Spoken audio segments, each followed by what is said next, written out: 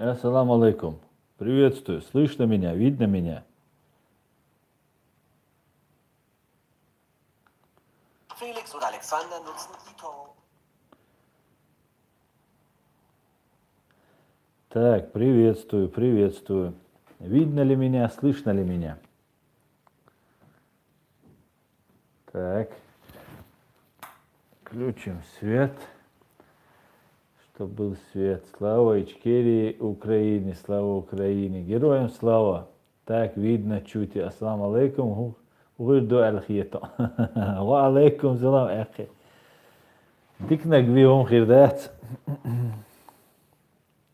Все будет отлично. Лучше, чем мы даже предполагаем. В этом можете не сомневаться.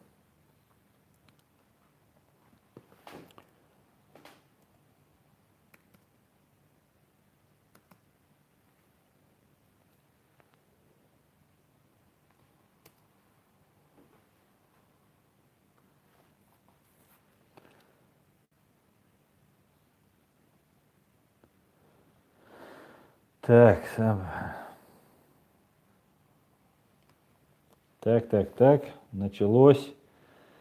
Я сейчас буквально минут.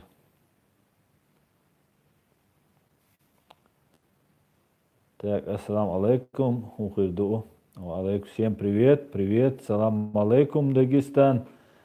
Так, Берта, хилиштига астам, Берта, дудалмула. Был в Ростове, Эдди Галаска был в Ростове, и проездом был, и так был. Так, Осман Зайда, ассаламу алейкум, ва алейкум салам. Макс Слободский, чеченцам салам, салам. За песню Муцера Германии могут быть темы? Не знаю, не думаю. Не знаю. Салам Ичкерия из Грузии, братья. Салам, Грузия. Халдему. Все нормально. Все нормально. Бисмиллахи рахмани рахим. Привет, Армения.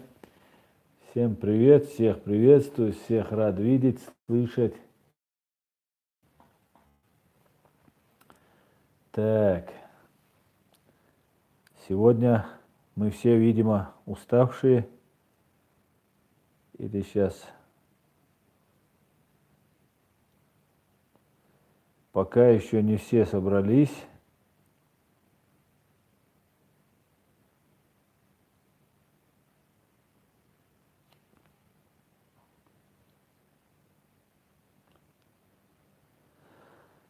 Так.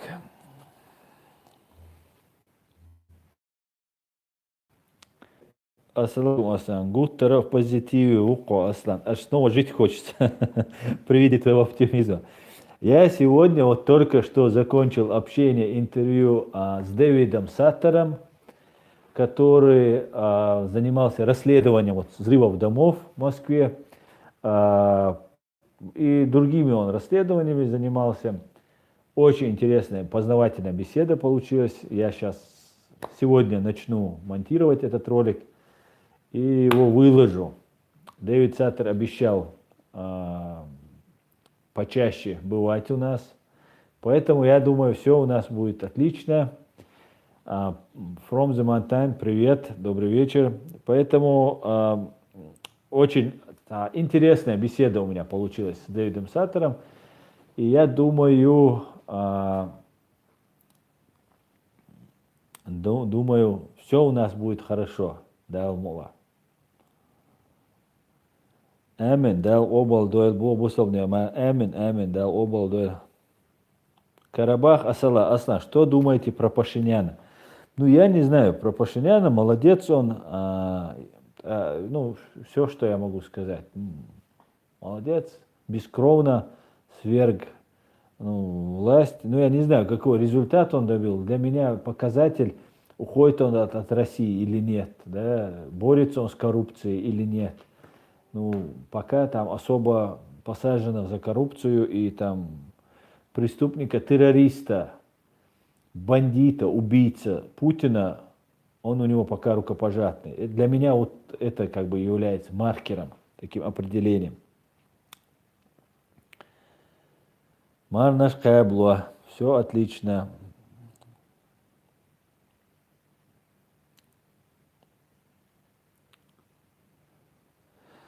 Так, ассаламу алейкум, алейкум салам, американский ФБР. Ассаламу алейкум, у меня очень важная новость, вкратце напишу. Скоро выпускает 5G интернет, который издает волны, которые остаются в теле человека, и в дальнейшем тотальный контроль над человеком.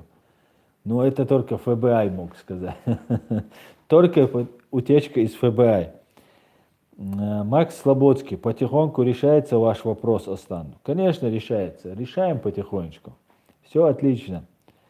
Так, Фрома, Аслан, добрый вечер, добрый вечер. Так, Факиру, Аслан, ковчег Алецан, Хуэдера. Ну, я говорил ковчег, я как бы особо не верю, что его нашли. Нашли, ну и хорошо. Было бы хорошо. Я был бы рад, если бы его нашли. Но я не верю, конечно, что его нашли. Для того, чтобы привлечь вот внимание вот к этим туристов, привлечь такое внимание, для этого, мне кажется, вот эта идея с ковчегом запущена. Потому что при желании там два экскаватора, 2 недели работы, они там все вдоль и поперек раскопали бы. Аслан, что думаете про Пашиняна? Уже говорил, так, вроде не признал, что Крым оккупировали. Армения вроде не признала. Ну, и то хорошо. Так. Абу Умар Шишани, Аслан, дик компьютер, дик хирьерхун, так, эту хирьерхун, эфир, я СМС ешь. Да, я могу, он говорит, если у тебя был бы хороший компьютер, у меня есть хороший компьютер, мне вот подогнали, очень хороший, очень мощный компьютер, но я пока еще не научился, как-то надо здесь настроить, только что ушел парень, который настраивал, но я забыл ему сказать об этом, потому что он мне помогал делать интервью с Дэвидом Саттером. И мне просто удобно, я умею просто на планшете, быстро включил, и все нормально. И могу и на планшете читать вопросы, могу здесь смотреть в компьютере, так что с техникой все нормально, в принципе, уже есть. У меня есть и своя техника, которая тоже работает в рабочем состоянии, но там с зарядкой возникают проблемы. Хотя там очень много информации, мне жалко его просто выбрасывать, потому что там вся информация, какая только имеется про меня, про мою жизнь. Так, Аслан, ты где? Я здесь, на стуле сижу, здесь, в городе Гамбурге, Федеративной Республики Германия. Лонгизи спрашивает. Аслан Ченхо, Маш Вогильхо. Ассаламу алейкум, Ченхо. Алейкум салам, Ченхо. Да, это все, я уже тут. Ковчег мой, я на нем уплыть в Германию собираюсь. Вильпе, Да. Карабах Асала. Результат есть. Кочарян, бывший президент, в тюрьме. Кстати, друг Путин. Кочарян в тюрьме? Я что-то пропустил. Это очень хорошо. Мне все больше и больше начинает нравиться Роберт Кочарян, Пашинян. Так. Маждада. Про 5G мулька. Потихоньку россиян готовят к отключению от буржуйского интернета. Да, скорее всего, может быть такое. Так. Рейнджер, у меня уже давно эти 5G волны в теле. Телефон заряжается от тела в кармане. Им что, удобно. Это очень удобная вещь. Марат Т. Ассаламу алейкум. Спасибо, что рано начинаешь трансляцию, а то часовой пояс у нас разный. Ну, это я сейчас в связи с месяцем Рамаданом начал. Потом я буду делать, наверное, попозже. Но этот месяц я буду пораньше чуть начинать. Мехди Германия. Ассаламу алейкум, Аслан. Связи Муаллурвар. Ва алейкум салам. В описании есть связь, все координаты, какие есть у меня, можно так со мной связаться. Ломгизив, Аслан, архив Юйхуига Ичкери. Я не знаю, о каком ты архиве говоришь, но у меня набирается потихонечку информация, как бы есть, отлично. достаточно. Ну, что касается, ну, что мне важно, вот я вот по это собираю. Так есть, конечно, у людей архив. Так, меня в Армении избили кореша генерала Манвела за то, что я смотрел на его дом. Как думаете, такое может быть в Чечне? Карабах Асала говорит. Конечно, за такое в Чечне за такое убить могут. Исмаил Музей. Ассаламу алейкум аса. Мунду хагулш. Лэр войо. Мархи бут халамбат. Аллах лах твойл. Хорошую работу делаешь. Машаллах. Ва алейкум салам. Он говорит, как дела? Могу ли я пост держать? И благодарит за работу. Да, Дейрейс Хуйль Исмаил Музей. Да, я Мархи бут кабло. Пост держу.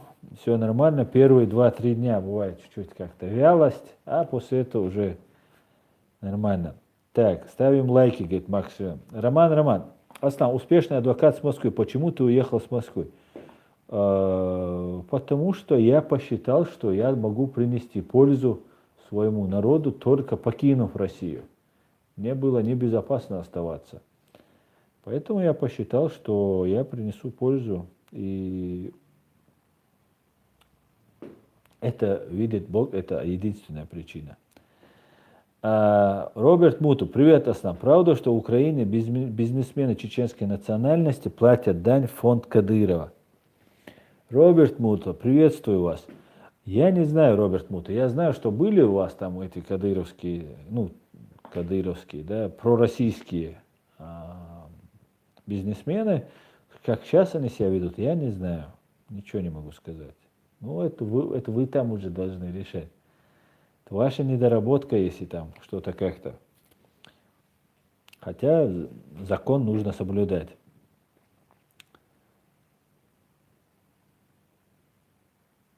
Макс Слободский. Правда, чеченская диаспора Украины полностью под Кадырова? Ну, я не думаю, что чеченская диаспора. Сейчас чеченскую диаспору представляют совсем другие люди, и это ваши бойцы, которые далеко не под кем-то.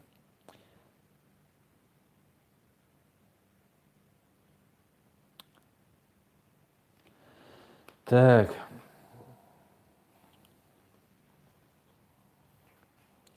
Усман Зайдаев. Аслан, чат рулетка, видео, ёхкуш мавацу. Говорит, почему я не снимаю, да, ну, констатирует, что я не снимаю. Да, я не снимаю, но я планирую начать все сначала, наверное, после Рамадана. Просто у меня не хватает времени, Эдуард Мамедов, салам аслам. В Израиле один раз провели военный парад победы, а потом президент Израиля огласил, сколько это мероприятие обошлось бюджету. Вынесло на референдум, чтобы эти деньги в будущем отдать куда-то, и после этого, наверное, отменили парад. Правильно сделали. Евреи умеют деньги считать. В России тоже умеют, но только бюджетные деньги не считают, да, они общие. Свободный Кавказ. Аслан, салам из Кавказа. Молодец, так держать. Ты знаешь, что Даренка сдох, у меня сегодня праздник, он в аду. Да, я знаю, салам, Кавказ. Да, я знаю, что Даренко, как ты выразился, сдох. И я нисколько по этому поводу не испытываю ни соболезнования, ни сострадания к этому человеку. Этот человек призывал нанести атомный удар по Чеченской республике Ичкерия, да, оболгали нас, обвинили в взрывах своих же граждан, тот же Даренко, все прекрасно знали. И вот эти Даренки, Соловьевы, кто там у них еще, и разные Невзоровы, это все винтики механизма КГБшного. Эти люди знали, что их же граждан взрывали Путин, их президент, и обвинив нас, убивали. И Даренко призывал нанести по Чеченской республике Ичкерия ограниченный ядерный удар, превратить в пустыню и оставшиеся закатать в асфальт. Это его цитата, может, я чуть-чуть ошибаюсь, но по смыслу это было именно так. Поэтому я выражаю соболезнования тому, что он не сдох, как ты выразился, пораньше, да, конечно. О мертвых плохо не говорят, но этот человек у меня лично был в списке, который будет представлять в Гааге Россию. Но так получилось, что он до Гааги не дожил. Надеюсь, остальные доживут. Так что полный вперед. Так, Руслан Лемрой. Салам алейкум, Астам. Хуму, Астам, вопрос тебе. У вас с Тумсо еще от цели, почему дороги разные? Или мне кажется, с уважением отношусь к каждому из вас, даль ат тубойла. Ва алейкум салам. У меня есть одна дорога. У меня есть одна дорога, это деоккупация нашей страны, привлечение к уголовной ответственности. У того деятеля другая дорога. Он совсем по-другому себя ведет. Он вредит нашему делу. Да? Это на первый взгляд вроде не вредит, а на самом деле вредит. И я о нем больше не хочу просто упоминать. Я каждый раз это говорю, мне каждый раз задают вопросы. Этот человек боится произнести даже мое слово. Да? Это произнести наше общее дело. Он представляет себя каким-то там блогер. Но он блогер, да, я блогер, он блогер, поэтому свои, да. У меня у меня есть дорога со всеми, кто идет в направлении деоккупации. А так никаких вопросов у меня ни с кем нету.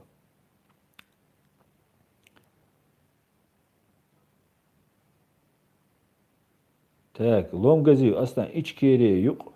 Хиру ал цэр вал везнас массо маварва ичкери томбол штомбеш кадыра тяхар вер варити тяхар вер варити.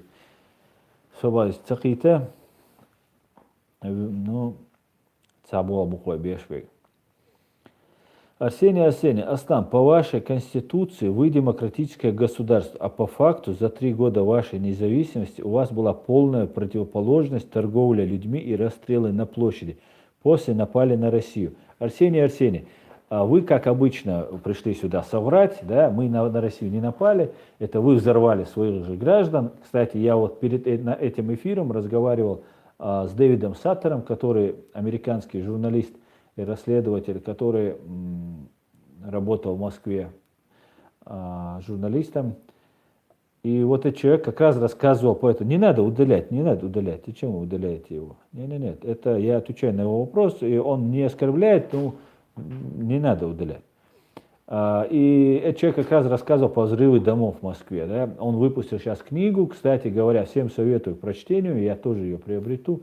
Ее можно на Амазоне приобрести. Я ссылку потом, когда к видео, все добавлю, и там будут все подробности. Это по поводу того, что мы напали на Россию, да? Во-первых. Во-вторых, да, наша конституция демократическая. И те люди, которые не понимают, да, и там вводят в заблуждение людей, они добровольно вводят этих людей в заблуждение, или по своему незнанию вводят, да, простота хуже воровства, да, в нашем деле.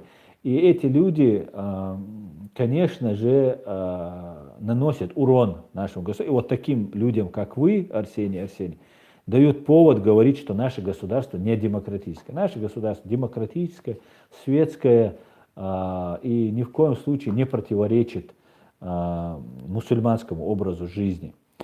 Она не была противоположностью. Торговля людьми и расстрелы на площади, да, это тоже было, это тоже надо признать. Расстрел мужчины и женщины был произведен на главной площади, на площади 3 дураков, да, у нас там, как называют, там 3 дурака, памятник был, так называемый.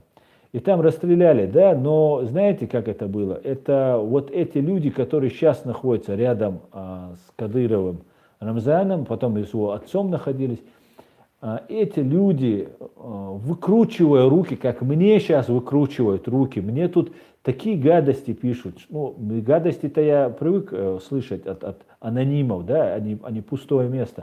Но когда говорят, тебя выводят из религии, да, а для верующего человека, для которого это имеет такое значение, религия, своя религия, то как бы это на этом спекулируют, да, пытаются задеть эти чувства.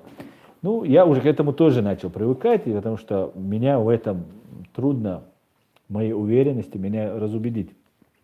Так вот, Асланом Масхадовым манипулировали, говорили, что вот если ты сейчас на площади эту женщину и мужчину, которые убили мужа этой женщины вместе, должны их расстрелять, и что если ты не расстреляешь, то чеченцев ты там не испугаешь, ну, преступность не остановишь и так далее.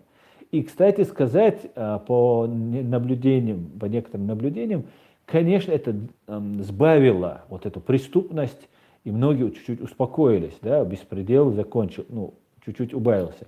Но, конечно же, репутационный урон был намного больше нанесен. И вот эти люди, которые призывали, тот же Ахмад Хаджи Кадыров, который призывал там очень так религиозным вот этим всем действиям, который на тот момент был тоже ближайшим соратником Аслана Масхадова, который был одним из тех, кто призывал расстрелять на площади этих людей, оказались агентами ваших российских спецслужб. Да? Поэтому вы не вправы, если обвиняете в том, что расстрелы были, это наша, да, ичкерийская вина. Хотя ичкерийская вина тоже есть, я это не отрицаю. Потом же, по поводу торговли людьми. Торговля людьми тоже была чисто ФСБшная выдумка. Тот же Доренко, который, да, вчера погиб, или сегодня, вчера он погиб, на мотоцикле разбился. Этот Доренко был замешан в похищении Масюк, Елены Масюк. Сам предлагал, да, есть информация, что он предлагал как бы его похитить, деньги разделить. Это как бы поднимало его значимость, зарабатывал он эти деньги. И криминогенная обстановка в Чечне как бы способствовала, что вот какие мы плохие. Поэтому это все имело место быть с вашей подачи. И потом для того, чтобы напасть, как вы говорите, на Россию, вы спровоцировали войну, убийство мирных женщин, детей в Дагестане. И когда Басаев пришел на помощь, вы попытались это представить как нападение, хотя это была спасательная операция, и Басаев выявил этих женщин, детей и спас этих женщин, детей. И если бы этого было достаточно, да, вы бы не взрывали бы ваши спецслужбы, ваше ФСБ, ваш Путин, не взрывали бы вот дома, вот сзади можете видеть, дома своих же в Москве. Это было доказательство того, что это не являлось казусом белли, поводом к войне. Так как не является война в Украине полковником ФСБ Гиркиным, да, по кличке Стрелков, не является поводом к войне, да, и другими там вашими террористами, которые находятся, и ваша власть их поддерживает, им там посылает там сигналы, что мы вас поддерживаем, финансирует оружием, все это делается, при всем при этом это не считается поводом войны, потому что официально власть России не вводит туда войска и не говорит, что мы объявляем там, ну, воюем против Украины. Точно так же Аслан Масхадов, официальная власть, не признала поход Басаева, спасательную операцию Басаева в Дагестан государственным делом, соответственно, это не является нападением на вас. Да? И если какой-то там человек совершит нападение на какую-то страну, это не является, да, нападением всей страны, потому что это не является представителем официальной власти. Поэтому я надеюсь, Арсений, я вам развернуто, подробно объяснил, и вы не будете больше задавать вот свои провокационные и по факту лживые вопросы. А по поводу того, что было вчера, только что я с ним брал интервью у Дэвида Саттера по взрыву домов в Москве, мне кажется, очень интересная беседа получилась. Я ее сегодня, если не успею, то завтра выложу это видео. Я думаю, будет всем очень интересно. И, кстати, советую книгу Дэвида Саттера «Меньше знаешь, крепче спишь». Эту книгу прочитать. Она есть на русском языке. Будет очень хорошо. Так, я чуть-чуть перемотаю, господа, и перейдем дальше. Так, Маждада спрашивает, а почему наши братья-арабы выдали Шоипа и убийцы Эндербиева? Неужели до наших ватников не доходит, что эти спекулянты нам не братья? Совершенно верно, Можда. Абсолютно и полностью с тобой согласен. Выдали Шуаипа, ну Шуаипа Мулу выдали, по-моему, Венгрия выдала, или Болгария его выдала, да?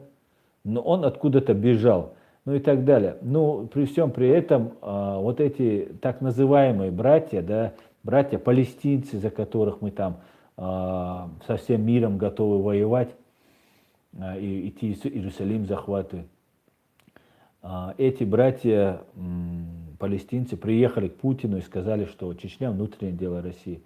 За 20 лет войны, да, когда началась в Сирии, да, когда она в 8-м, она в 6-м началась, или в 10-м началась в Сирии война, ну, грубо говоря, уже 10 лет мы воевали уже во второй русско-чеченской войне. Сколько сирийцев приехало нам помогать, да? Сколько сирийцев помогло нам, да? Сколько погибло наших, потом поехал защищать сирийцев, помогать сирийцам. Также, нет, это, ты говоришь, нет, это были египетские спецслужбы, помогли его задержать. Да, ну, ну вот, а когда ты задаешь такие вопросы, они говорят, ну нет, у них власть такая, но народ сякой, народ не такой.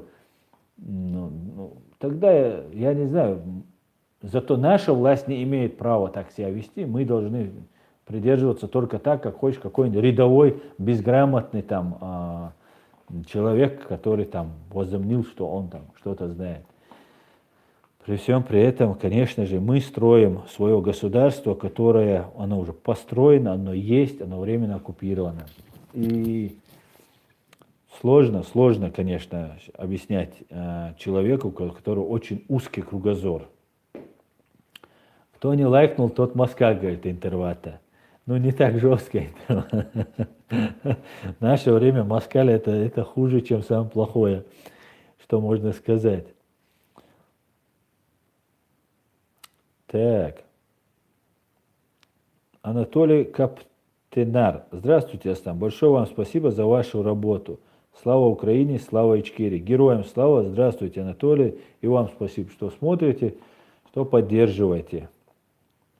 Да, у нас и дизлайки есть. Странно, я что-то не мог поверить, что у нас могут быть дизлайки. Кто посмелил поставить нам дизлайк? Так что, у нас целых 5 дизлайков. Отличная работа. Ну, знаете что хорошо, когда быстро выходишь в эфир? Они не успевают атаковать. Когда они готовы, тогда они мешают нам выходить в эфир и портят нам мешают, пытаются мешать. Так, клац, Дакуня. За нас воевали только ингуши и украинцы. Ну, и дагестанцы воевали, и наши соседи воевали. Конечно, но этого было мало. Надо было не просто воевать, да, воевать физически очень сложно победить, да, большую страну, которая превосходит тебя по всем параметрам, да, финансово, военном плане, политическом плане и так далее.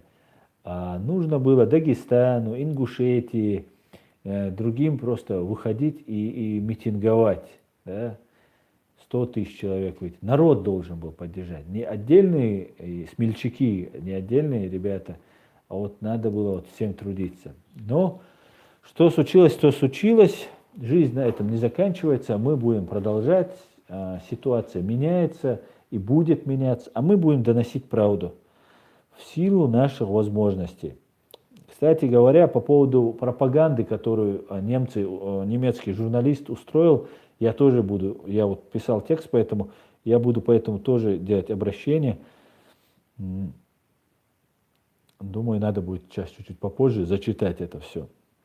Так, ГПУ Туркс. Аслан, это может быть банально, но я мечтаю получить паспорт и гражданство Ичкерии, так как осознаю, что мы, ингуши, не получим независимость раньше вас. Мы будем помогать ингушам осесть в Ичкерии. Вы будете помогать ингушам осесть в Ичкерии. Конечно, брат, никаких проблем нет. И у нас граждане Ичкерии огромное количество есть и ингушей, и у нас между нами и нет как таковой границы, да, только которую определил Аушев и Дудаев. И я надеюсь, что мы будем одним государством, мы будем свободным государством. И как говорил Абдурахман Автурханов, да, еще в своих книгах, мы являемся кавказской нацией. И в этом плане мы все должны получить свободу. Да? Но для того, чтобы получить нам свободу, имперская Россия должна перестать существовать. И вот все наши мысли должны быть направлены на это. Так, Амир Нальгиев, Асан, я слышал, что в Европе живут русские, которые открыто не признают геноцид, который учинили Российская Федерация Чечне. Много ли таких живут там? Есть ли русские, которые это признают? Ну, я не знаю, что тебе сказать по этому поводу, Амир. Я не общался с такими. Я знаю, что многие просто не в курсе. Некоторым все равно, некоторые не в курсе. А так, чтобы был в курсе и яро отрицал, вот такого я не встречал. Чтобы не встречал. И много их. Ну, здесь ватников очень много. Так. Аслан Мализаев объявил охоту на Дугазаева. Сати. Да.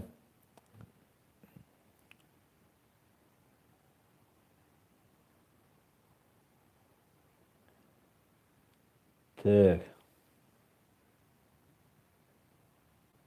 Грузия, салам, Грузия. Многие все равно так и никто не в курсе. Многие все равно и также никто не в курсе. Сколько лайков, скажите, пожалуйста. Гамма Джоба Бичо. Все думают, что дома взрывали террористы. Конечно, думают. Ну, для этого мы и есть здесь. Вот для этого мы и собираемся. И мы не должны не просто смотреть там, да, мой эфир и закрыть и забыть. Например, я написал сегодня текст. Вчера ночью я его написал, и когда я его вчера выложил, по-моему, я уже потерял во времени, в пространстве. Вчера ночью я его, по-моему, выложил. Или сегодня утром я его выложил. И мне нужно его перевести. Его нужно разослать там в этот же Шпигель и довести до немецкой аудитории. Я бы хотел по этому поводу, да, можете пока мне не писать вопросы, я бы хотел его сейчас зачитать вот этот свой текст, чтобы потом вырезать вот этот момент, и по этому поводу можно было сделать ролик, чтобы можно было обратиться. Да?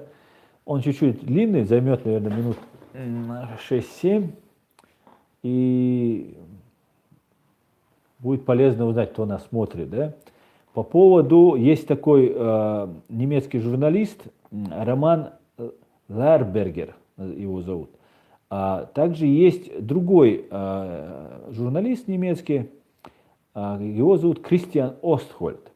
Кристиан Остхольд, в отличие от Романа, я знаю его уже историю, это такой пропагандист, такой рупор кадыровский, кремлевский, который ездил в Чечню, там встречался с разными людьми, там с их бандитами, там фотографии были. Потом фотографии начали почищать, но слава богу, я успел кое-что скачать, у меня есть фотографии, где вот этот человек там почтил память главного предателя века Кадырова Ахмата, и вот такой же сейчас появился другой. И есть другие, но надо учитывать, что не все немцы являются пропагандистами, но вот этот Роман Лахбергер, он без сомнения является таковым. Так вот, начинаю зачитывать. Античеченская пропаганда по-путински в Германии. И я рассказываю про эту статью вот этого Романа Лахбергера.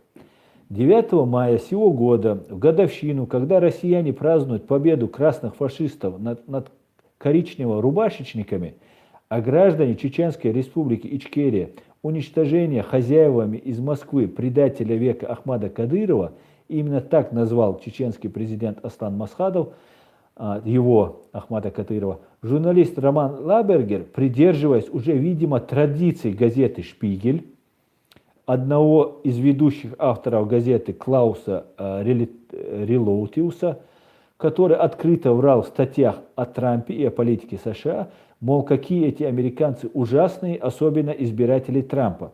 За свое творчество, коллега вот этого романа, за свое творчество, кстати говоря, он удостоился звания журналист года CNN. Когда ложь класса всплыла, он возложил вину на редакционное давление, вынудившее его врать. Оказывалось ли давление редакции на нечистоплотного журналиста Романа Лахбергера, или его инициатива пока, или это его личная инициатива, пока сказать трудно. Но стиль и откровенное передергивание по-русски фактов не оставляет сомнений в заказном характере статейки. Далее. Итак, начнем. Первое, что бросается в глаза в его статейке, это фотографии, сопровождающие античеченскую статейку. На фото поврежденный от взрыва автомобиль. Видимо, это должно натолкнуть читателя на мысль, что чеченцы и взрывы – это синонимы. Как специалист в области античеченской пропаганды, испытавший все ее прелести на себе лично, скажу, чисто путинский подход к делу. Ложь, перемешанная с правдой. В 1999 году, когда самая преступная банда всех времен и народов, КГБ, ФСБ, взорвала 4 дома со спящими россиянами и тем самым убила 307 людей, а затем, обвинив в этом ужасном преступлении чеченцев, используя это в качестве казуса белли, напала на нашу страну, они так же, как и журналист Роман Лахбергер, утверждали, что имел место чеченский след. Заметьте, не чеченцы, не граждане Ичкерии, так как их не было, а след. В автомобиле на фото из статьи 2016 года в Берлине погиб, как сообщила полиция, наркоторговец. И Роман Лахбергер написал: преступники не установлены до сегодняшнего дня, но следы ведут чеченскую сцену, чеченскую среду. Да, это если по-немецки тут было так. Да, очень напоминает, да, что чеченские следы ведут, это куда это годится? Мы это все проходили, уважаемый Роман. И поэтому я вас прошу, не обвиняйте нас так. Мы пережили геноцид, за который мы требуем сатисфакции до сих пор. И будем требовать и с вас сатисфакции. Потому что вы являетесь, зачинщиком нового преследования чеченцев. Да? Мы помним, как преследовались другие национальности в Германии. И я бы не хотел, чтобы сейчас мы повторяли бы судьбу тех народов, которые пережили тяжелейшую, страшную судьбу. И, пожалуйста, не обобщайте весь народ и не ведите взрыв какого-то терроризма, не связывайте вот так нагло. Да? Если есть доказательства, и не имеет значения, какой национальности этот преступник, есть доказательства, привлекайте любого, и мы будем в этом вам способствовать. Не вам лично, а правоохранительным органам Германии. Хотел бы напомнить, что единственным взрывом людей, в котором удалось установить личность террориста на моей памяти, был тройной взрыв футбольной команды Дортмунд-Боруссия, и террористом оказался не чеченец, а русский по имени Сергей В. К счастью, тогда никто не погиб, но в результате нападения испанский журналист Марк Батра был тяжело ранен в предплечье. Также был ранен полицейский, который должен был сопровождать автобус на мотоцикле. Далее. Немецкий журналист проводит параллель между незаконным оборотом в своей статье, оборотом наркотиком, кражами, вымогательствами и законным трудоустройством чеченцев охранной компании. Последнее утверждение, на мой взгляд, конечно, имеет под собой основание. Не имея квалифицированного образования, чеченские дети войны чаще всего находят себя в строительном или охранном бизнесе. И это не секрет. Но проводить параллель между наркотиками, кражами и вымогательствами, и потом говорить про охранное агентство, это просто явное искажение фактов. Что это как не пропаганда? Поэтому я этого человека со всей ответственностью могу назвать пропагандистом, путинским пропагандистом. Так, далее. Возвращаемся к наркотикам. Стоит напомнить, что наркобизнес со времен СССР является основным источником дохода КГБ ФСБ. Так, за последнее время были задержаны крупные партии кокаина. Широкую огласку получило дело так называемого аргентинского кокаина, около 400 килограммов, который был доставлен в Москву. Уважаемый Роман, журналист, пропагандист, обращаюсь к вам. Откуда берутся эти наркотики? Вам бы знать. А с кем связаны вот эти наркодилеры, которые, даже если среди них есть чеченцы, чеченцы, которые на стороне России, который был доставлен в Москву на самолете секретаря Совета Безопасности Российской Федерации, бывшего директора ФСБ Российской Федерации Николая Патрушева, дипломатической почтой. Об этом писала Радио Свобода. В начале 2018 года в Аргентине Россия и Германия были арестованы 6 человек, предположительно причастных к наркоторговле или контрабанде. Главный фигурант дела, предполагаемый организатор канала поставок кокаина из Аргентины, бизнесмен из Гамбурга, да, и бывший технический сотрудник посольства Российской Федерации в Берлине Андрей Ковальчук, арестованный в Германии, в июле 2018 года экстрадирован в Россию. Странно, да? Человек, который владеет огромной информацией и является ценным свидетелем, отдается в страну бандиту, который занимается на государственном уровне. И это произошло очень быстро, я помню эту ситуацию. Это быстро передали Ковальчука. И все, и на этом замяли. Так вот, был экстрадирован в 2018 году в Россию.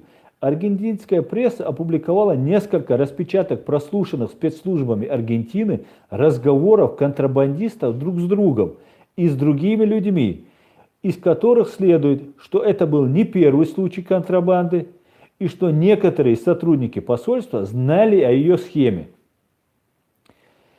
BBC сообщила далее, в феврале 2019 года, то есть совсем недавно, власти Западноафриканской республики Кабо-Верде объявили о задержании 11 российских моряков с панамского грузового судна «Эссер», на борту которого было обнаружено, на минутку, 9,5 тонн кокаина. Затем в статейке речь заходит об исламистах, но при этом приходится констатировать пропагандисту Роману, что следствием связь между засекреченными исламистами и бандами не установлена. Засекреченные я объясню чуть попозже, ниже, почему они засекречены, эти исламисты. Видимо, о исламистах речь идет для придания большого эффекта шедевру журналиста. Но мифические исламисты, которые почему-то никак себя не проявляют в Германии, служат хорошим поводом для выдачи чеченцев на пытки и смерть, и не диктатору Кадырову, как пишет пропагандист у себя в газете, а диктатору и военному преступнику Владимиру Путину и его террористической банде ФСБ, что ни для кого не секрет. Германия уже взяла за практику, выдает на пытки и смерть чеченцев только лишь по кляузе и по запросу этой террористической банды, ФСБ. Мы об этом говорим, очень давно кричим, говорим, и мы начинаем терять терпение. Вы не можете нарушать вот так явно закон, международные конвенции, при всем при этом утверждая, что вы соблюдаете права человека. Нет, это не соблюдение прав человека, это нарушение основных норм и принципов прав человека. Далее перейдем к статье. Возникает закономерный вопрос, почему немецкие власти пишут в документах, которые выдаются беженцам о стране прибытия Россия, когда многие просят писать чеченское государство, в том числе и я об этом просил, а когда речь заходит о криминале, которого много лет создавали на территории ФРГ российскими спецслужбами, указывают Чечения. Почему так выборочно? Когда мы оттуда приезжаем, мы россияне, а когда совершает кто-то преступление, мы отдельные чеченцы. Не северокавказцы, как иногда любят называть, не еще как-то, чеченцы. Почему вот такая выборочная? Да, кто-то целенаправленно хочет нас дискредитировать. Мы категорически против дискредитации и будем всячески этому препятствовать. Мы это уже проходили. Уважаемые немцы, не повторяйте, не идите на поводу вот той пропаганды, которая уже была. Далее, к тому же в бандах, которые созданы под руководством и полным контролем российских спецслужб, чеченцев не больше русских или представителей других народов. То, что банды курируются российскими спецслужбами, неоднократно заявляли сами чеченцы, проживающие как в Германии, так и в других странах Европейского Союза, которые пострадали от этих самых спецслужб, которые также об этом заявляли представитель правительства Чеченской Республики Ичкерия, в том числе премьер-министр Ахмед Закаев. И предлагал Ахмед Закаев наши услуги в этом деле, помощь в этом, но предпочитает иметь дело с террористической бандой ФСБ, чем иметь дело с правительством Ичкерии или с простыми гражданами. И при этом говорят, мы не хотим интегрироваться, мы хотим интегрироваться, мы хотим пресекать банду. Вот есть так называемый представитель марионетки, путинской марионетки Кадырова, здесь есть представитель, Дугузаев Тимур. Этот человек открыто говорит в эфире журналистам, что он ходит в мечеть для того, чтобы выявлять, кто является бандитом, кто является там террористом, и сообщает об этом Кадырову лично или там в посольство, с которым есть. А мы все знаем, что посольство, российские посольства, это банд-притоны, как только что мы узнали, перевалочный пункт наркотиков, так и агентура, как для вербовки, и там сидят агенты КГБ. Этот человек передает информацию. Почему этим людям позволяют это делать? Я не понимаю. Эти люди бежали от этого режима, но тут они находятся, и получается, они нас, мы чеченцы, остальные россияне, понимаете? И не надо путать чеченцев с россиянами. Почему вы это позволяете? Я не понимаю. Мы не являемся террористами. А те исламисты, которые вы тут называете, есть 200 человек, 300 человек, назовите нам этих людей. Почему эти Сергей В. взрывает в Дортмунде автобус, за это время вот эти 200 или 300 чеченцев, которых нам не называют, они не сделали ни одного теракта. Да, они потенциальные террористы, я не могу понять просто, вы мне объясните, я, может, чего-то не понимаю. У нас есть здесь общественные организации, я являюсь правозащитником, у нас в Берлине есть представительство правительства Ичкерии, но это официальный орган Ичкерии. Есть организация по совет старейшин. Мы имеем многовековый опыт влияния на нашу молодежь. Мы можем разговаривать со всеми. Если эти люди не совершили преступления, и они не являются преступниками, где уже вступают в силу законы государства, давайте мы сами с ними, дайте нам их фамилии, сведите нас, организуйте нам встречу. Мы с ними будем разговаривать. Мы уверяем вас, мы являемся вашими благодарны за вашу поддержку в Германии и являемся такими же защитниками Германии, как любой добропорядочный гражданин Германии, даже некоторые не будучи гражданами Германии. Но от нас почему-то отказываются. От рядовых, от демократически настроенных граждан, которые не ходят ни в правительство Ичкерии, если не хотят иметь там с государственными структурами какие-то чеченские, чтобы не возникать там какие-то, не иметь споры какие-нибудь. Да? Но мы готовы. Но нас игнорируют. Но зато здесь действуют вот эти представители Путина. Так, возникают еще вопросы. Откуда у простых беженцев, да, в этой статье, возвращаясь к статье, возникают еще вопросы. Откуда у простых беженцев навыки и средства для получения секретной информации от органов безопасности? Это вот этот пропагандист сообщает, что вот эти чеченские банды в Германии имеют какие-то возможности для получения секретной информации от органов безопасности. Это просто невероятно, но так нагло даже русские не врут. В статейке говорится, нет, хотя русские врут, они врут нагло. В статейке говорится, согласно отчету, в рамках проекта «Бристол» следователи столкнулись с несколькими случаями, когда члены чеченской мафии, нас даже сравнивают с итальянской мафией, да? Вот эти мафии, но только она не чеченская, это российская ФСБшная мафия, и она не имеет отношения к нам, поверьте. Следователи столкнулись с несколькими случаями, когда члены чеченской мафии получили приказы безопасности безопасность отделения полиции. Среди прочего пострадали здания, в которых размещались силы командования специальной операции и Mobile Einsatzkommando, МЭК, то есть. Вы просто понимаете, да? Человек, который приехал, не имеет образования, здесь становятся мафиями, и эти люди каким-то супер невероятным образом владеют всеми навыками. А здесь существует опасность, что преступники наблюдают за действиями полиции с близкого расстояния и получают информацию из чувствительных полицейских участков, предупреждает БКА. Это просто невероятно, как так можно российскую, это же против вашего государства происходит. Вы не можете это сказать на нас, когда реально, если это правда, что тут написано, и есть эти случаи подтверждаются, значит, это делает российские спецслужбы против вашего государства. Вы не только вредите нам, но вы также, уводя от главного виновника, вы ставите под угрозу безопасность Германии. Я просто удивлен. Господин журналист, обращаюсь к вам, вы понимаете, что без помощи профессиональных специалистов области наружного наблюдения, специальной техники, а также и навыков владения этой техникой, это совершенно невозможно.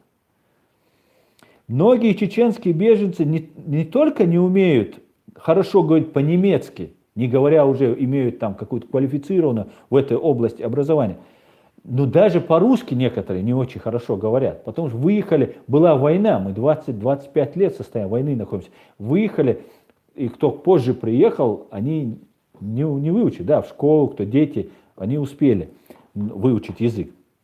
Ну, позже кто приехал, очень плохо говорят. Так вот, далее, стоит напомнить, что чеченцы подвергаются нападениям со стороны российских боевиков не только в России и Чечении, а тут, в Германии, тут, в Европе находятся. Вот эти люди, которых вы называете чеченской мафией, по факту это российская мафия, ФСБшная мафия.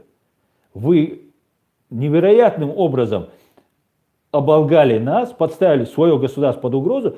И знаете ли вы, что мы подвергаемся опасности? Я лично получаю угрозы от этих людей. И эти люди в любой момент... И далее я вам сообщаю. Стоит напомнить, так, в Вене был убит 13 января 2009 года критик гауляйтерского путинского режима в Чечении Умар Исраилов. В Германии, в городе Люденшайд, 28 апреля 2018 года на другого критика путинского режима в Чечении и блогера Минкейла Мализаева было совершено нападение в собственной квартире. Он был жестоко избит российскими боевиками, которые проникли в жилище под видом журналистов. 27 марта этого же года, 2019 года, Мализаева пытались похитить, но ему удалось вырваться из рук похитителей. И последний немецкий журналист, немецкий журналист пишет, по мнению следователей, фундаментальные отличия враждующих группировок криминальная сделка отходят на второй план. Так, например, противники и сторонники чеченского диктатора Рамзана Кадырова сглаживают, когда это имеет значение. Хочу напомнить, что в соответствии с международным правом коллаборационизм является преступлением. Все, кто поддерживает коллаборантов, главного коллаборанта Кадырова, установленного над временно оккупированной Чеченией диктатором Путиным, являются такими же преступниками. Понимаете? И все, кто выступает, Тимур Дугазаев, там упоминается статья, газета «Режим 95», банда какая-то. Потом еще есть в Берлине какие-то банды. Я не помню, какие еще там имеются банды. Но все эти банды курируются спецслужбами России. Соответственно, эти люди для нас, чеченцев, которые просили здесь убежище, являются коллаборантами, сотрудниками с оккупационной властью. Они сотрудничают с оккупационной властью. Они преступники. По факту они бандиты. И те другие бандиты, которые с ним сотрудничают, которые не разделяют их, они являются такими же преступниками. Понимаете? Вы должны... И в связи с тем, это знаете, с чем связано? Что Кстати, по поводу того, что Рамзан Кадыров диктатор. Рамзан Кадыров не диктатор. Рамзан Кадыров это инструмент в руках диктатора Путина. Пожалуйста, не занимайтесь подменой понятий, которые Россия хочет на протяжении 20 лет вдолбить людям в голову. Сейчас уже вы этим занимаетесь. Вы уже вдалбливаете. И все немецкие пресса уже подхватила это и распространила вот вашу вот эту дезинформацию, что Кадыров тоже является. Кадыров инструмент, как Пригожин из ЧВК «Вагнер», который владеет инструментом. Всем владеет ФСБ, администрация Путина и непосредственно сам лично царь Путин. Далее. Международным правом коллаборационизм является преступлением. И это я уже тут вам прочитал. Установлено является. Именно из-за того, что ФРГ не признала преступление против чеченского государства в целом, да, а пошла по пути шредеризации, возникают такие юридические казусы, что нас называют, что как сторонники Кадырова, диктатора Кадырова и противники диктатора Кадырова. Надо четко распределить. Мы есть граждане Ичкерии, которые у вас просим убежище, и есть, которые не просят этого, которые являются российскими агентами. Мы теперь обращаюсь ко всем людям доброй воли Германии, которые не замешаны вот в этих грязных махинациях. Мы, чеченская демократическая общественность Германии, со всей решительностью заявляем, что мы не имеем отношения к российским преступникам любой национальности. Также мы очередной раз предлагаем свою помощь в борьбе с российскими бандитами, курируемыми путинскими спецслужбами, а также любую другую посильную помощь. И не говорите, что мы вам ее не предлагали. В том числе правоохранительные и специальные службы. Мы готовы, открыты для любого контакта. Мы уважаем ваши законы и собираемся защищать безопасность этой страны наравне с любым гражданином, добросовестным гражданином этой страны. Так, как бы мы защищали свою Ичкерию. Ревностно и рьяно. Мы в борьбе за свое законное право на государственность и суверенитет подверглись геноциду и нашли приют и защиту гостеприимной Германии и других странах Европы. Мы выражаем благодарность всему немецкому народу и просим не ассоциировать нас с путинскими бандитами, а также обратить внимание на нарушение наших прав как во временно оккупированной Чеченской республике Ичкерия, так и в самой Германии, где в последнее время мы наблюдаем попытку огульного обвинения всего народа. Такими рупорами путинской пропаганды, как Роман Лахбергер и Кристиан Осхольд и другими. Хусейн Исханов подписался Культурфирайн Ичкерия Остерай, адвокат-правозащитник Аслан Арцуев, руководитель Международной ассоциации «Мир и права человека», немецкое отделение. Вот и все, что я хотел сказать. Прошу вырезать модератора это, и кто может, я текст тоже выложу к этому видео, и текст у меня уже выложен, перевести это мой текст, сделать титры и донести до немецкой общественности, журналистов, вот эту нашу позицию, чтобы просто так нас огульно не обвиняли. Спасибо за внимание. Сейчас перейдем к вашим вопросам. Извините, но это надо было сделать. Так.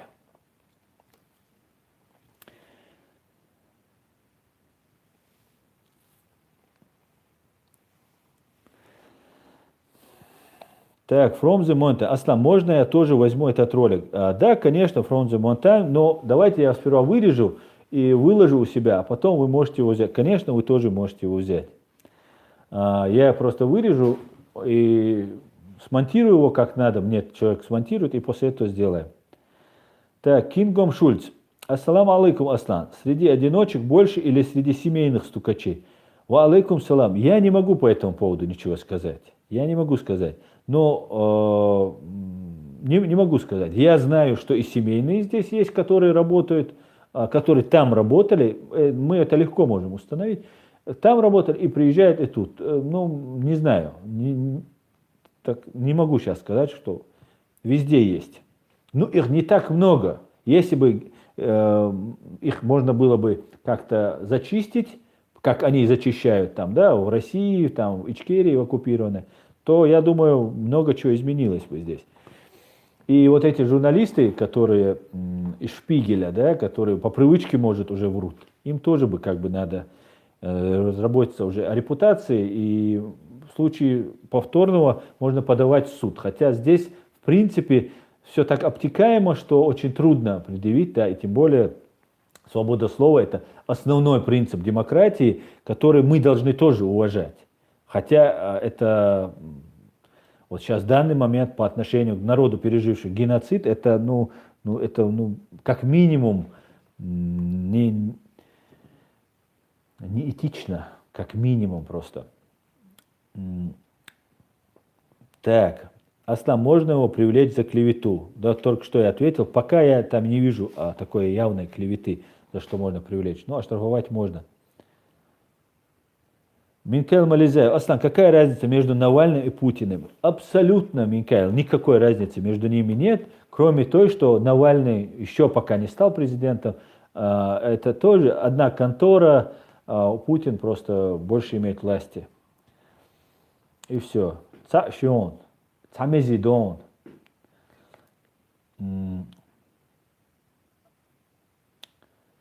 Аслан Гучиг, Аслан, ты тейпан кто? Я тейпан Нашхо, Мазархо. Много раз об этом говорил.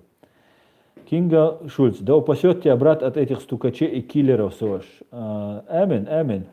Ну, если мы не будем об этом заявлять, то, конечно, наш народ будет дискредитирован.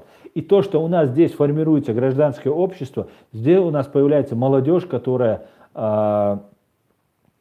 образование получает, которая реально выходит со мной на связь. И еще я прошу, выходите на связь, пишите, предлагайте, что вы можете. Кто может перевести документ, кто может еще что-то делать. Нам нужны умные, толковые ребята.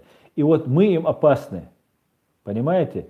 И нас надо дискредитировать. И вот эти банды, которые тут есть, да, которые из-за вот этой выгоды, вот этих 2 рублей, которые они могут заработать, они под удар ставят весь народ. Даже если ты занимаешься криминалом, что я категорически считаю неприемлемым, не занимайся под крышей этого ФСБ. Ты же чеченец, ты же бежал от этой войны, ты же пострадал, у тебя погибли родственники на этой войне. Ты не можешь под этой крышей делать, ты дискредитируешь, потому что они вами манипулируют. Занимаешься криминалом, занимайся сам. Занимайся, но только на свой страх и риск они управляют. А у них ума не хватает. Я знаю банды, которые здесь есть, которые есть, одну банду я могу сказать.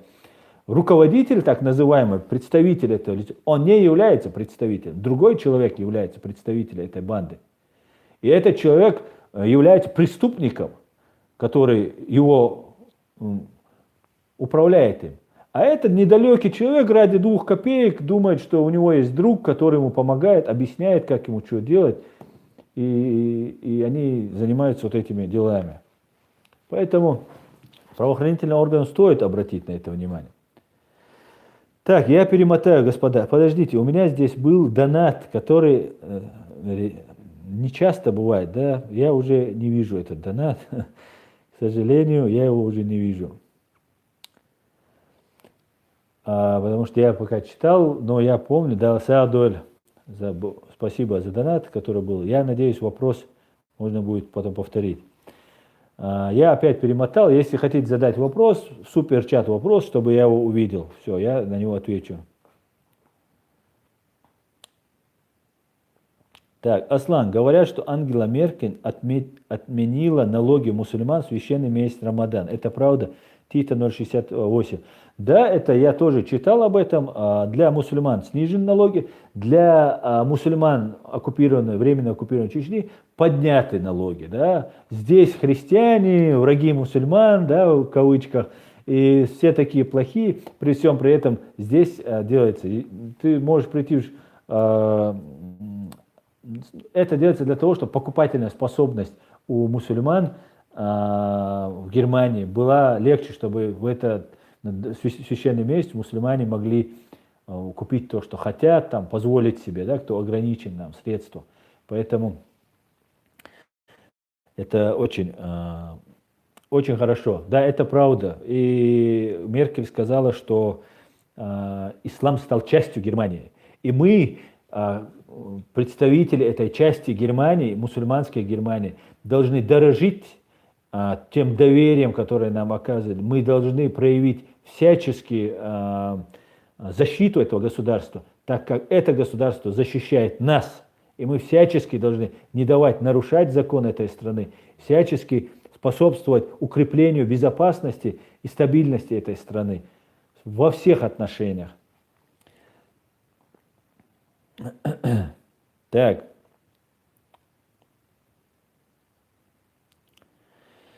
Так, Аслан, меня премьер-министром возьмите, сенатора. Ну, давай, уходи, откройся, уходи. Сперва надо же открыться, заявить о себе.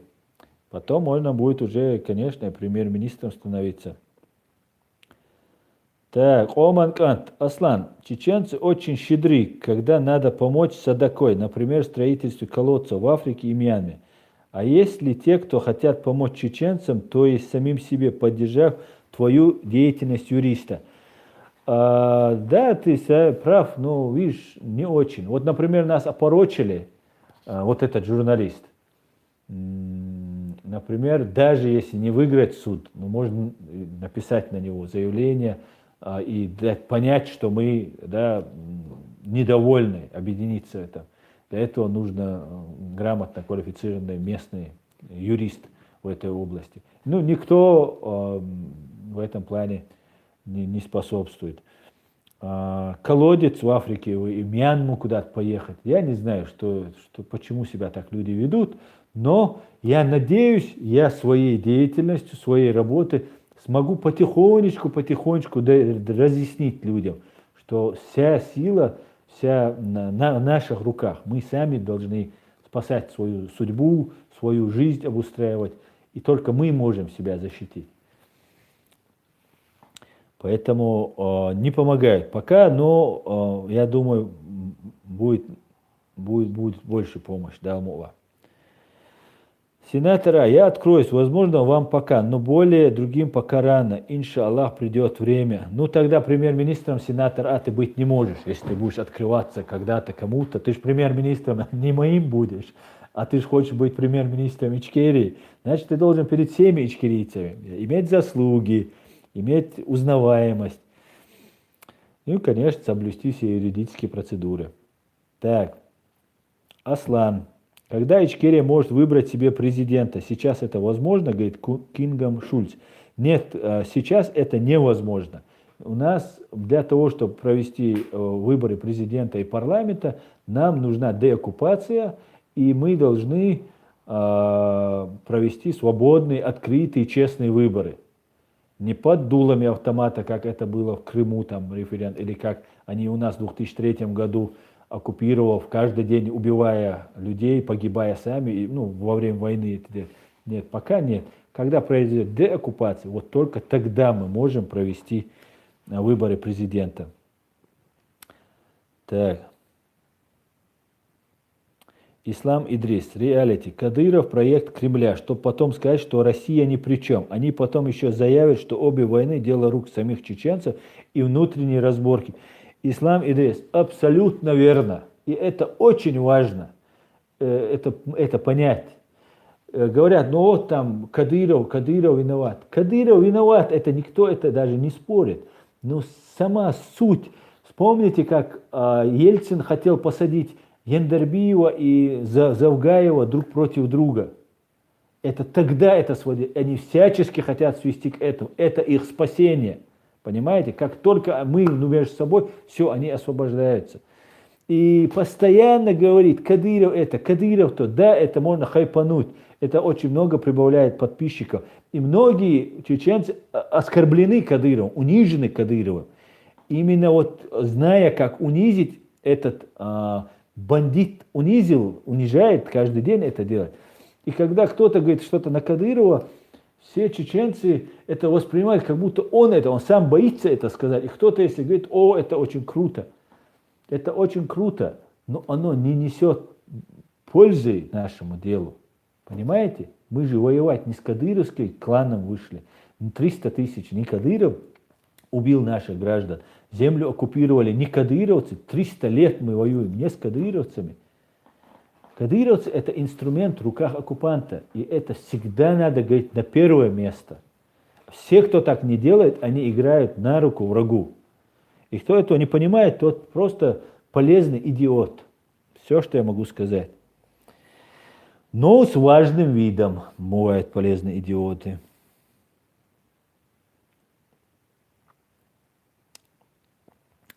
Так, я перемотал. Махмуд Сунжинский, Аслан, у меня запросы скромнее. Найти бы работу сторожа или кочегара без взятки. Да, конечно, это тоже необходимо, конечно, работа без работы никак.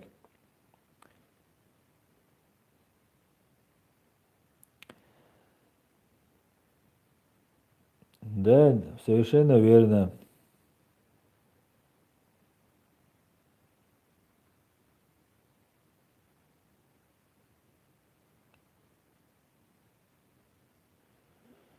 Так, Аслан, я нашим землякам совет даю. Пусть они идут учиться на судью, прокурор, на юрфак, короче. Плюс военные летчики и так далее. И нам будет польза. Правильно, хороший. Надо учиться, надо учиться. Если ты не учишься, ты очень легко становишься инструментом в руках этого ФСБ. На сегодняшний наш единственный враг — это ФСБ и Россия, имперская Россия. Поэтому мы должны всячески получать образование и не давать себя использовать.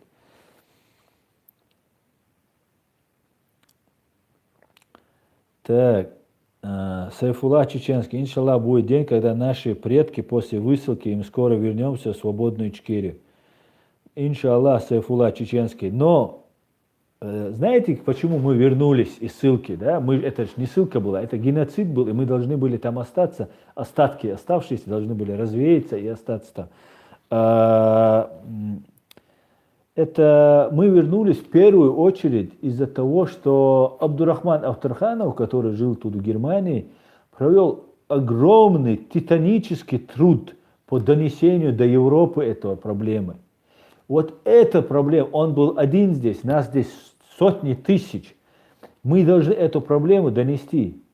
Нашей проблеме не знают, нашу проблему оставляют. Мы должны тыкать носом, всегда говорить об этом. Вот как сейчас я рассказывал про журналиста, который вот нас хочет дискредитировать.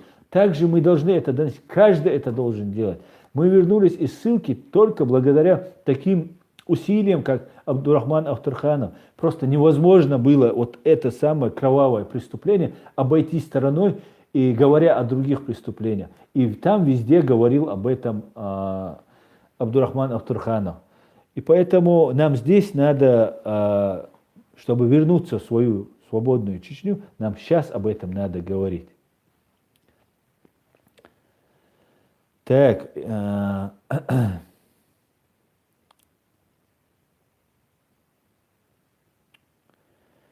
поэтому нам надо работать. Работать, работать и работать. Все у нас есть.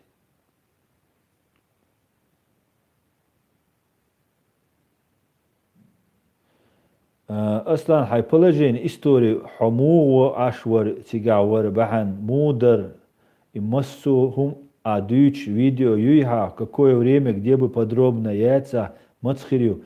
Я не знаю, с какой целью ты сейчас этот вопрос задаешь. У меня очень много подробно есть видео. Все мои стримы можешь пересмотреть. Там все подробно написано. Твои намеки абсолютно анонимного человека неуместны. Ты можешь просто пройти мимо и дальше там заниматься своим делом. Потому что ваши вот эти сторонники какой-то бреда, да, ФСБшного, который вам влили в уши, вы сейчас пытаетесь меня чем-то дискредитировать, да? Поэтому, если ты хочешь узнать, давай, проходи мимо, я уже доверяй, но проверяй, ты мне говоришь, да? А как тебя проверить? Кто ты, тебя, чтобы ты проверял, да? Кто ты? Ты аноним. Ты хочешь проверять? Проверяй. Олег Станкевич, Авторханов пером и речью сделал столько, сколько оружием не сделаешь. Совершенно время об этом и речь. Аслан, у нас Матенадаране много написано про нахов. Карабах Асалат. Очень интересно будет, да, особенно для наших историков.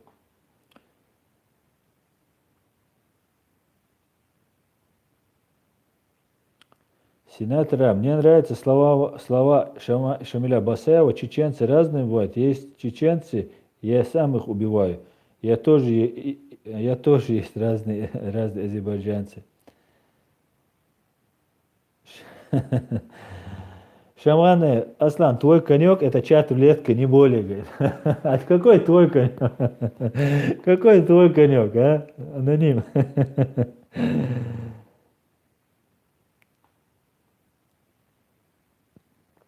Так, я аноним, меня не надо проверять. Просто, и чтобы мне задать вопрос, нужно узнать, кому я буду это давать. Я не знаю, что ты будешь давать, кому будешь давать. Но вот такие, как ты, только здесь приходят провоцировать. Если ты хочешь узнать, ты можешь пройти и много-много узнать. И хватит спамить вот это бредом вот этим своим забивать. Проходите мимо, да, вы эти... Из той оперы, давайте, вы полезные идиоты, как я понимаю, с твоим ником это очень хорошо ассоциируется. Давай, короче, давай, до свидания.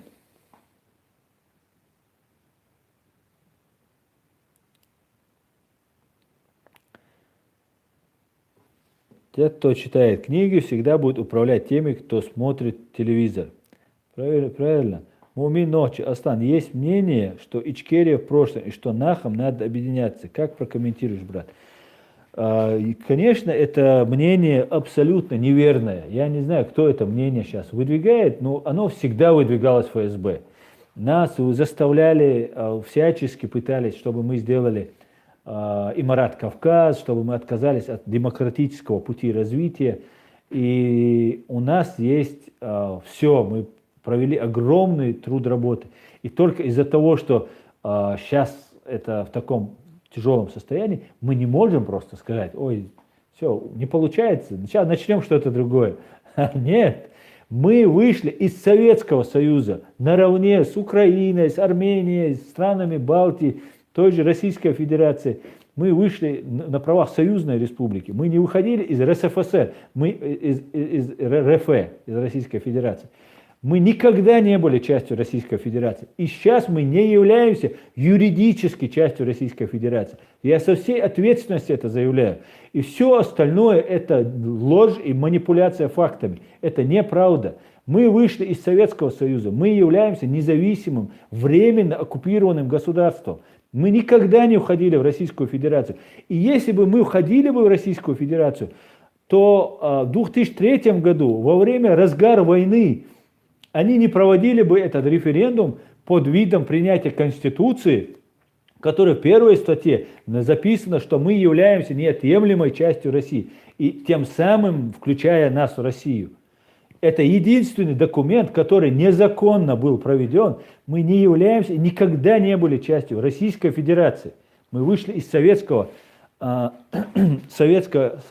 Союза. Поэтому Ичкерия есть, и все, кто говорит, что мы имеем там шариатский путь развития, мы мусульмане, мы имеем очень адаптированную для мусульман конституцию. Кроме демократического, цивилизованного пути развития, у нас нет другого пути развития. Все остальное это оттягивание. Утверждать, что мы построим шариат. Эти люди, которые утверждают шариат, не делают ничего, чтобы построить этот шариат, кроме того, чтобы сидеть и там говорить, что они строят шариат, тем самым отпугивая всех людей. Понимаете? Мы строим у нас есть свое государство. Все остальное надо как шушеру отбросить, как грязь, которая прилипла, очиститься от этого. У нас есть государство, и у нас оно четко сформулировано. В любом суде мы это можем доказать. Просто в силу того, что Россия большая, ядерная, подлая, страшная империя, с нами не считаются. Но это не значит, что мы не должны это не доводить. Мы должны добиваться этого, и мы добьемся этого. Без сомнения. Не все вечно. Государство, оно будет 100, 200, 300 лет. А этот режим, который сегодня путинский, он может завтра перестать существовать.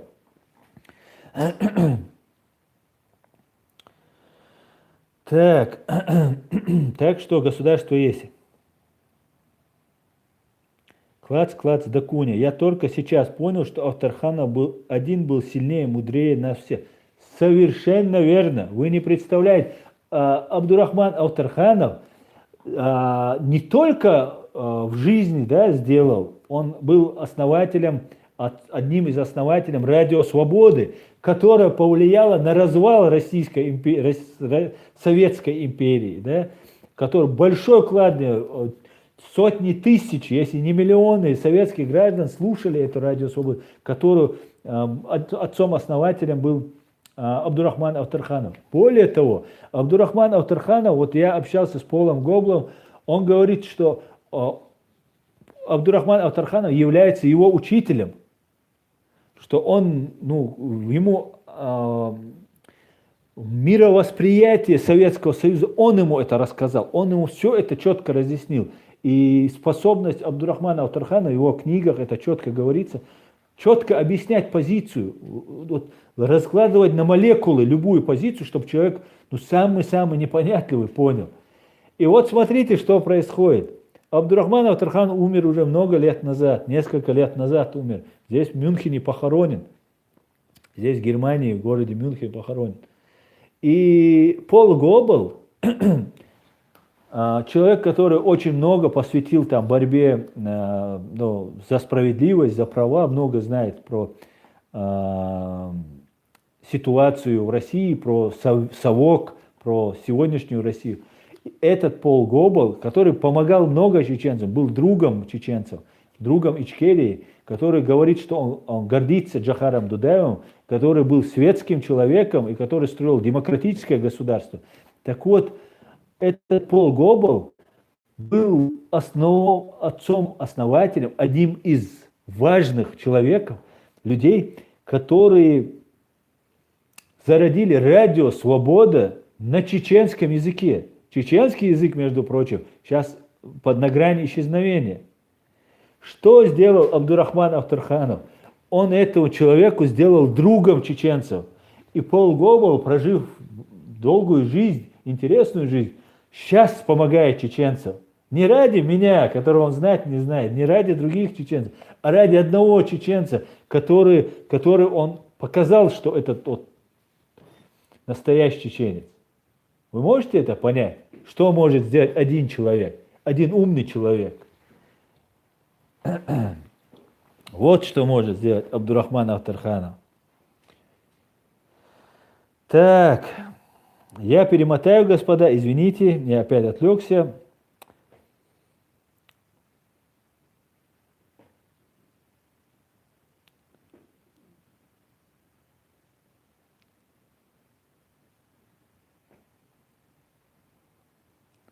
Аслан, каждый человек в своем доме шариат пусть делает, и мы будем жить хорошо, свободный Кавказ. Конечно, конечно, человек, который не знает, что такое шариат, и когда ты говоришь, давайте придем к чему-то,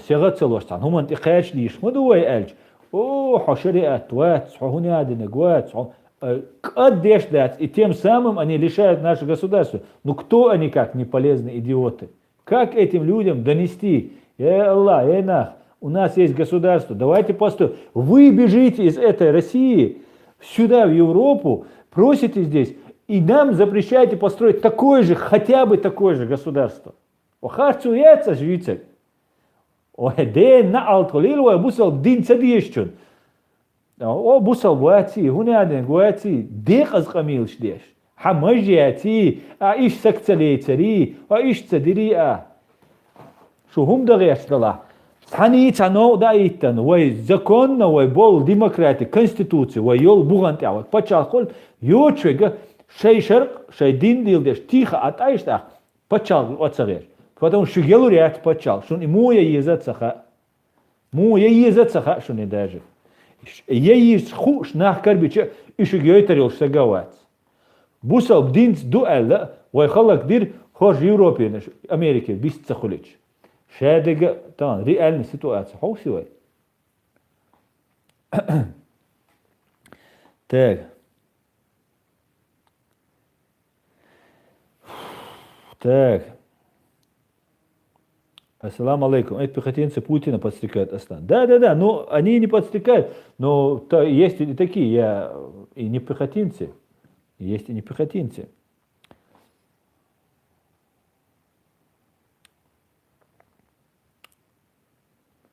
Так, Яшар Гайдар. Аслан, как ты думаешь, после Путина какие изменения в России будут? Надоело все.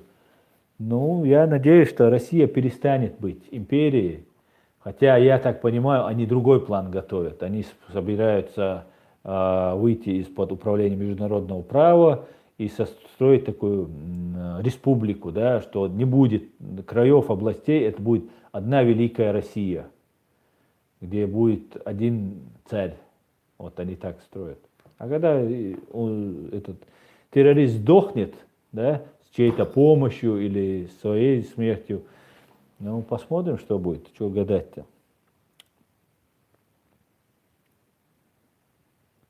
Дудаев хотел, Лидия Лорса, Дудаев хотел построить светское государство, поэтому он не устроил Кремль. Конечно. Конечно. Один мол,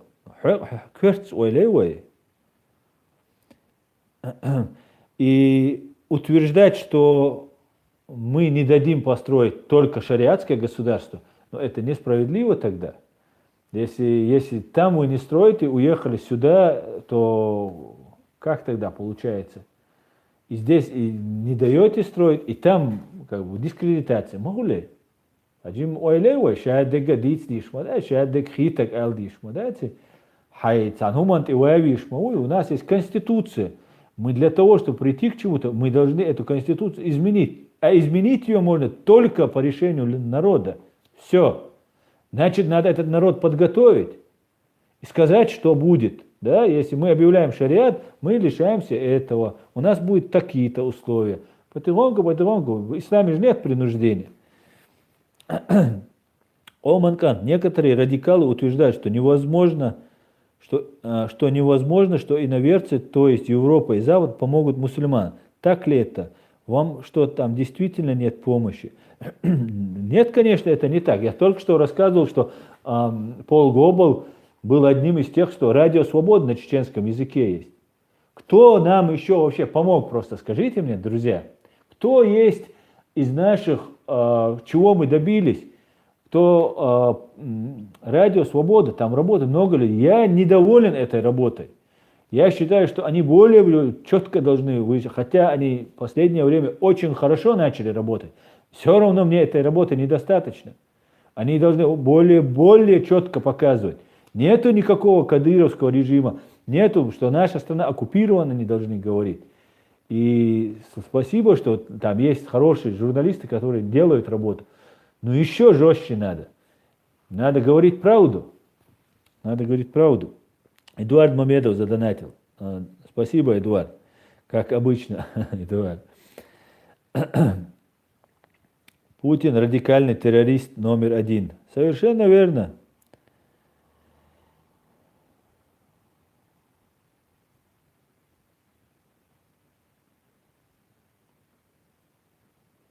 Так.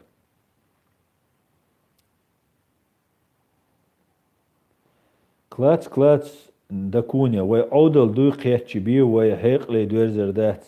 Когда мы поймем, что мы не умные, мы начнем возвращаться к уму. Да, совершенно верно.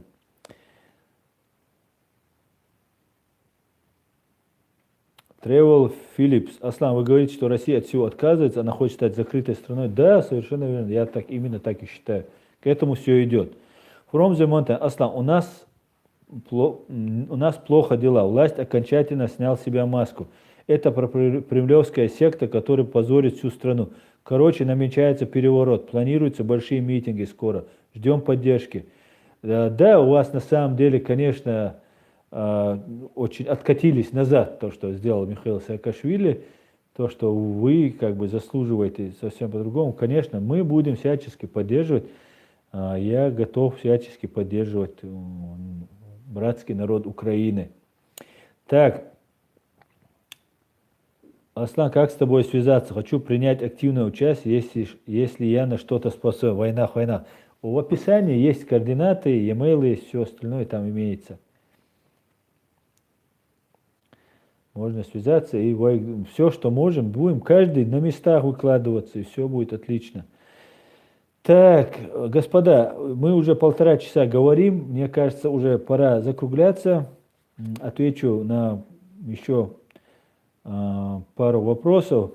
Эдуард Мамедов, как вы думаете, если Кадыров отдаст приказ стрелять ингушей, его гвардейцы будут это делать? Мы помним, что было в Камбодже, гвардия Пол Пота убивала даже своих родственников. Да, Эдуард, я думаю, будут стрелять. Конечно, будут стрелять. Конечно, будут стрелять.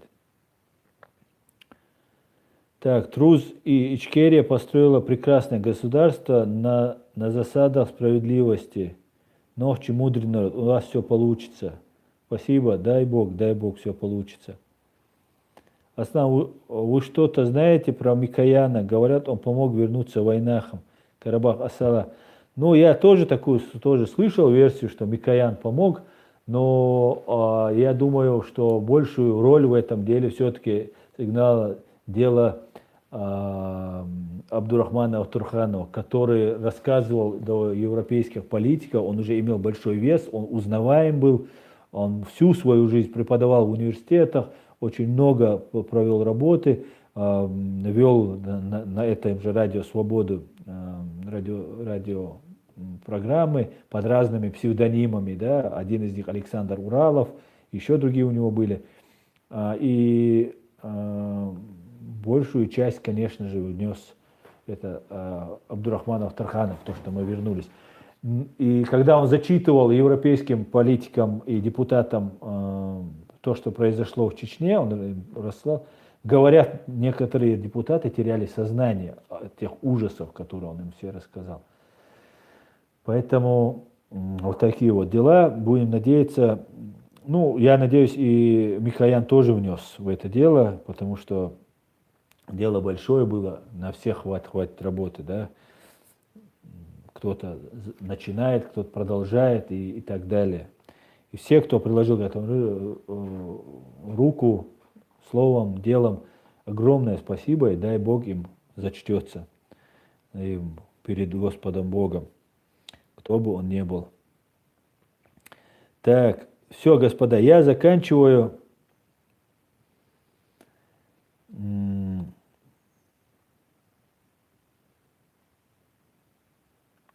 Так, давайте на последний вопрос отвечу. Клац Дакуни. Аслан, что ты думаешь о едином европейском органе чеченцев, который сотрудничал бы с каждой страной, где проживает ночь? Я полностью это поддерживаю. У нас есть правительство, это единый орган. Так, например, мы можем создавать ферайны, организации, общественные организации, где мы должны контачить со всеми и показывать, что мы являемся абсолютно демократическими, цивилизованными людьми, что мы не хотим никого там ущемлять и так далее делать, что мы строим демократическое, светское, правовое государство. Все. На этом все. Спасибо. Приятно было всем ответить на вопросы. Приятно было, где не виделись. Следующий эфир, наверное, будет в понедельник. Ну, заранее пока говорить не буду, потому что здесь по разным причинам все меняется. Всем до свидания. Ассаламу алейкум ва рахматуллахи ва баракатуху.